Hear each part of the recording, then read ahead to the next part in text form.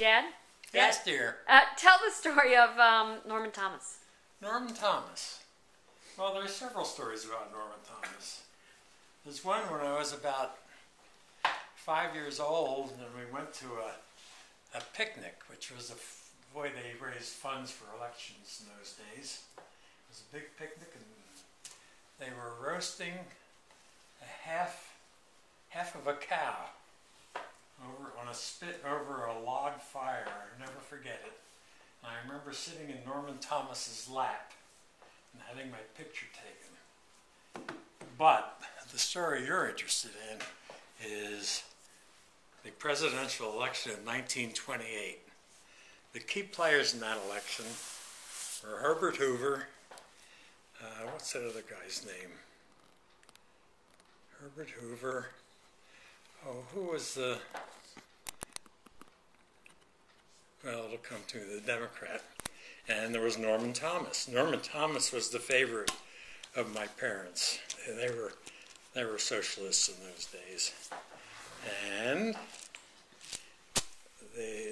that was before the days of television and all that sort of stuff, of course. But all of the neighborhood kids would go out with a piece of chalk and write the family's candidate's name on every surface they could find. The walls of houses and garage doors and all sorts of things. Well, in 1928, I was not quite 7 years old, and I didn't know how to spell Norman Thomas. But my good friend Leonard Wurzel, who was 2 years older than I, he knew how to spell it. But he was always a pretty sharp fellow, so we made a deal. He would teach me to write Norman Thomas if every time I wrote Norman Thomas, I would write Herbert Hoover also, because that was his family's candidate.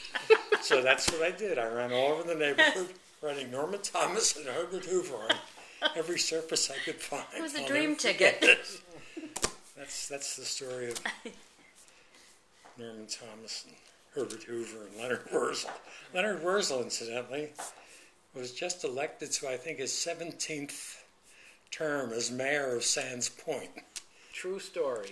And shortly after his 91st birthday.